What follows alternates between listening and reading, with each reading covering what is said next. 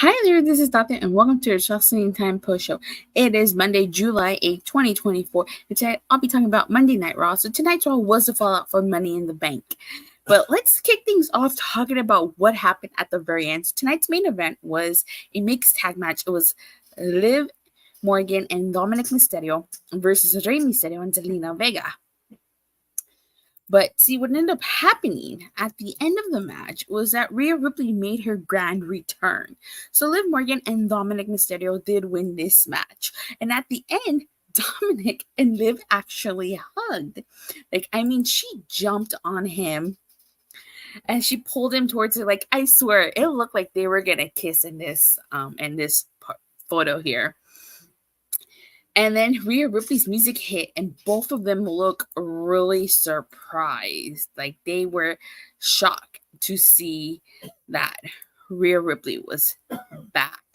And it was Liv Morgan got out of there, and Rhea Ripley basically confronted Dominik and stuff. And then the Raw feed cut off, so we didn't see what happened afterwards. But basically, he tried to hug her, and she just ignored it, and then he went after her. So Dominik's got a lot of explaining to do because, Damian Priest told Dominik to end things with Liv. He basically was just like, you need to put a stop to this.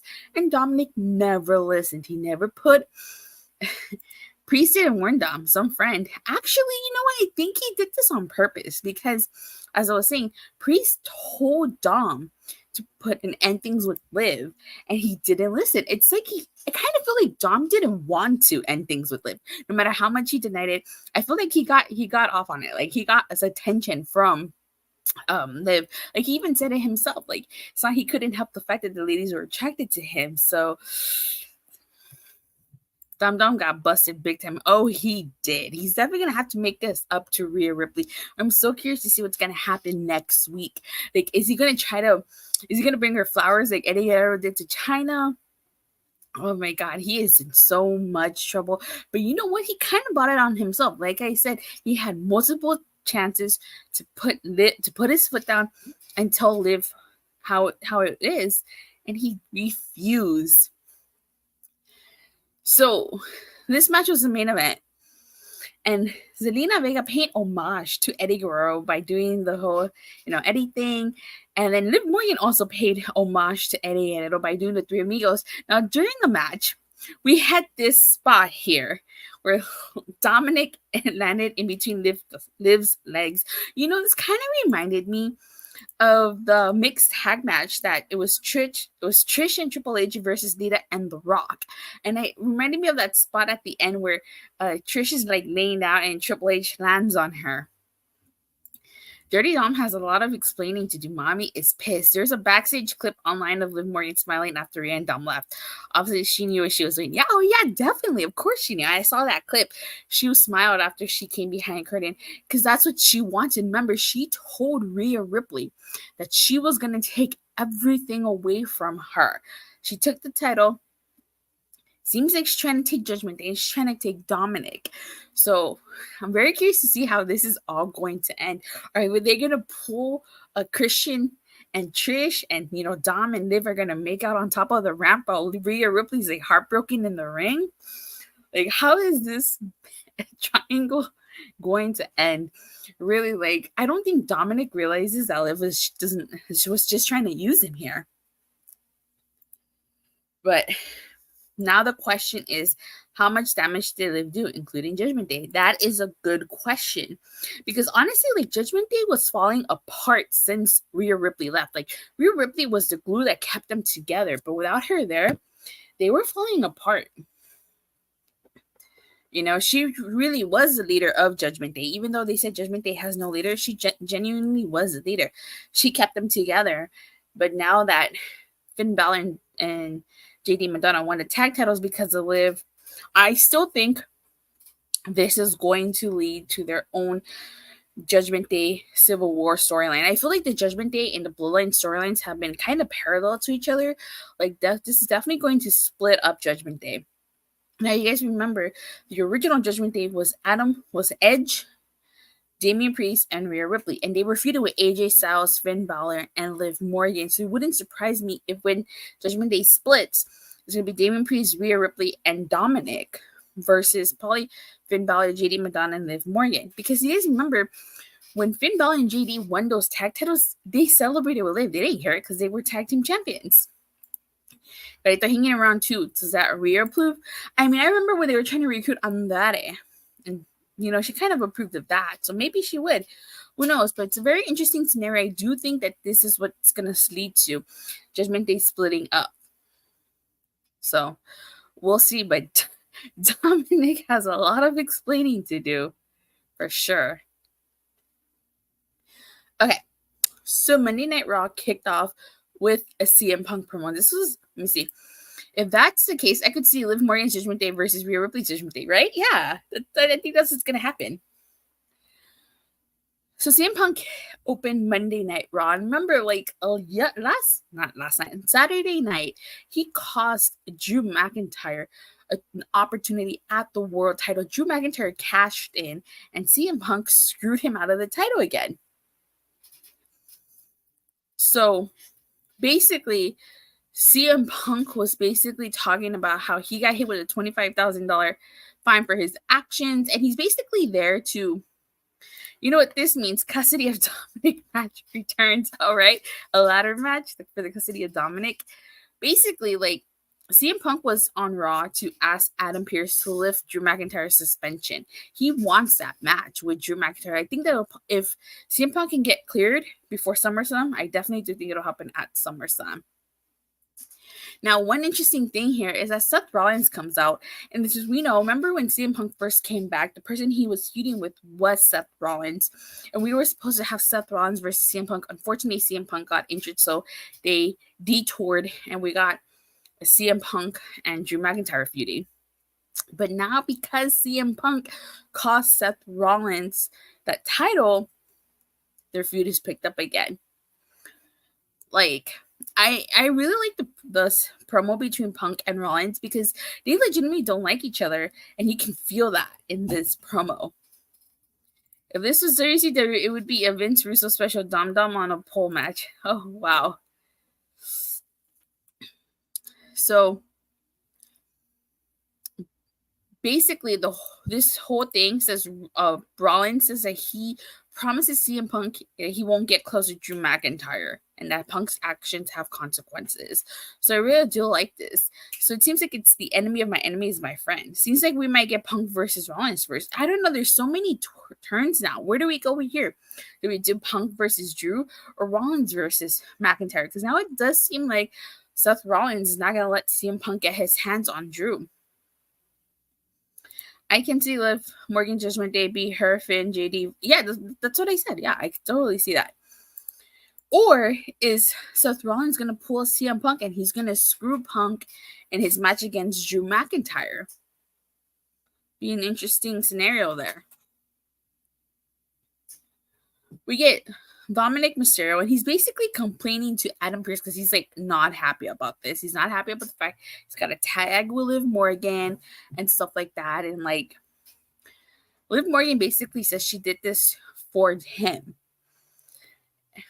Drew will be back next week. Interesting. Yes, he will. He will. We'll talk about that in a bit. So basically, Dom agrees to talk to Liv at some point. He tells them they better win, and they do, which I already talked about in the main event. We get Jey Uso versus Chad Gable, and I actually really like this match. White Six, specifically Nikki Cross, cost Chad Gable this match, and it was so hilarious because as soon as the Fireflies came on, Jey just went like that, and he got the heck out of there. He was not gonna wait for them. And then Gable also quickly exited the ring, and we got another VHS tape from Nikki Cross. So I do think it seems like Chad Gable is gonna feud with the Wyatt Six. maybe a newly formed Alpha Academy, like Chad Gable and the Creed brothers. We get a Sheamus interview. He gets interrupted by Bronson Reed, and basically Bronson Reed tells Sheamus to see what he's gonna do to Pete Dunne. Now, I wouldn't mind seeing Sheamus versus Bronson Reed. That's gonna be a meat match. So this leads into Pete Dunne versus Bronson Reed. Honestly, I feel bad for Pete Dunne. This was kind of a short match, and Bronson Reed pretty much was like, I don't want to say he squashed him because, you know, Pete Dunne did get us some offense in here, but like this was a really short match. Now, interesting thing here is at the end, Sheamus attempted to like help Pete Dunne. If you guys remember, they were the Brawling Brutes. It was Rich Holland and Pete Dunne, or as he was known there, Scrappy, and Sheamus. But like Sheamus pretty much like walked off from the Brawling Brutes. So like as Sheamus tried to celebrate with Pete Dunne, he just like refused and walked off. So maybe Pete Dunne is so mad at Sheamus for the demise of the Brawling Brutes. Are we going to see Pete Dunne versus Sheamus here? That'd be an interesting feud. So backstage, we get Damian Priest, and basically he tells Seth Rollins that he's willing to give him another opportunity at the title once he beats Gunther. So I question though, is Damian Priest really going to beat Gunther? I could see Damian Priest beating Gunther, but it's going to take a lot. It's really going to take a lot. And if he does win at SummerSlam, then I wonder if it's like going to be a screwy finish, because I definitely do see Gunther winning that title. Maybe not at if not at SummerSlam, definitely a Bash at Berlin. And the interesting part of this is that Damian Priest gets a phone call and he asks the person where he's at, which we later found out it was Rhea Ripley. So we get a Sami Zayn promo, and this is like, don't get me wrong, I like Sami Zayn, I do, but I feel like this was such a run-of-the-mill Sami Zayn promo, a generic Sami Zayn promo. It really didn't tell me much of anything here.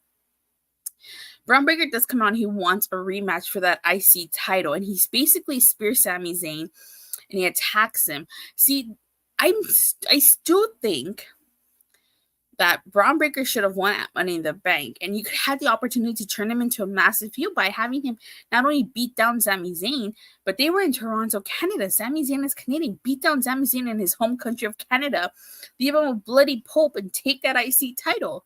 I would have liked that. But that didn't happen. So now I question how we're going to get a rematch when Sami Zayn beat Braun Breaker clean. So is Braun Breaker just going to beat up Sami Zayn until he gives him a rematch? That seems like that's what it's leading to. I need Sami to wear a steel plate next time. Right? So as Sami Zayn is getting checked out backstage, Ilja Dragunov tells Adam Pearce he wants a match with Braun Breaker, and we're going to get Ilja Dragunov versus Braun Breaker later on in the night. We get Braun Strowman and the Awesome Truth versus Judgment Day. Now, one of the things I did like about this was, as we all know, John Cena was R-Truth's childhood hero, and as we all know, John Cena did announce his retirement on Saturday. And I really like the fact that R-Truth paid homage to his childhood hero here. He and The Miz did a double Attitude of Judgment to Finn Balor and JD Madonna here. And then he hit Carlito with an AA and a 5-knuckle shuffle. What a beautiful homage to his childhood hero. Speaking of which, I wonder how R-Truth feels knowing that his childhood hero John Cena is retiring. So Judgment Day and Carlito end up winning this after pretty much Finn Balor hits the coup de grace to R-Truth. We get to CM Punk's backstage segment. He basically tells Adam Pearce that he wants Drew McIntyre's suspension lifted. And Drew McIntyre is coming back next week, but CM Punk has to stay home. So things are going to be interesting. Joseph was probably in tears last Friday. Oh, he probably was. Because I question as to whether CM Punk is genuinely going to stay home, or maybe he might appear in the Titantron. I don't know. I'm really excited to see what goes on with that. So we get a segment with Dominik and Liv Morgan. And I got Triple H Trish Stratus vibes from this. You guys remember way back in the day, they did this mixed tag match with Triple H and Trish versus Lita and The Rock. Trish asked Triple H to teach her some moves, and Stephanie McMahon walked in.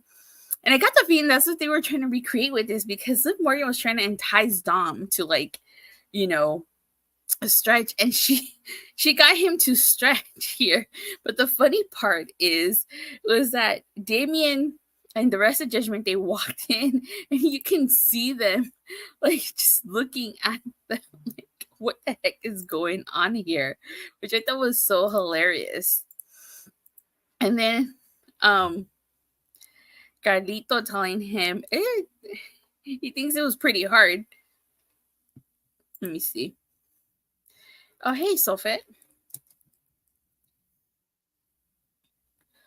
So, it seems like they're just recreating some storylines from the past.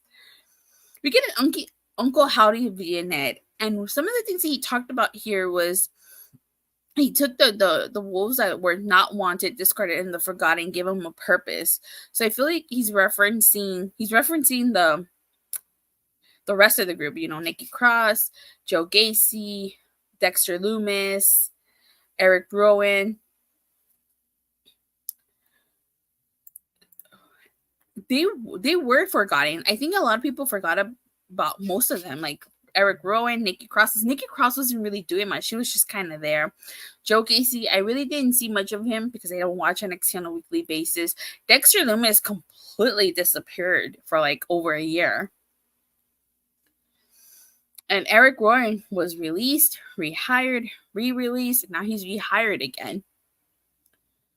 So, but I'm taking these Uncle Howdy vignettes. I'm very curious to see what they're leading to. I do think it's going to lead to Chad Gable. Even Chad Gable says that in the segment that followed, that he thinks that they're after him. And he's asked for a vacation after the month that he's had.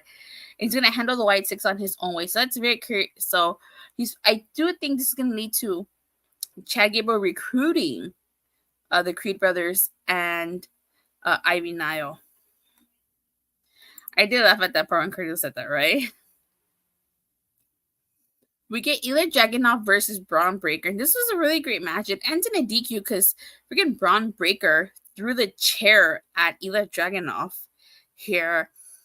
And Braun Breaker ended up sending Sami and Ilja Dragunov over the announce table. So definitely seems like they're still trying to build up Braun Breaker to take that title off of Sami. I still think it should have happened on Saturday, but maybe there's a reason why they didn't.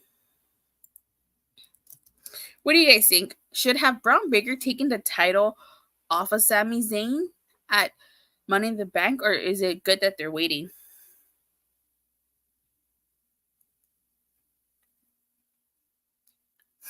We get Damage Control versus Katana, Chance, Kayden, and Lyra Valkyria. This is okay. I'm glad Damage Control won because I feel like they need to get rebuilt. You know, Damage Control's booking has been so lopsided. It's like when they first debuted, they started off kind of strong, then their booking dipped. It picked up again when they were all holding gold, then it dipped again. So I'm glad that they won here, but a question, is it too late for Judgment Day? Is it too late for Damage Control here? Like, they definitely need like a reset here. So I wonder if it's because Asuka's hurt and she's not with the group yet. Are they going to kick out Dakota Kai? Like, they definitely do need like the reset button here.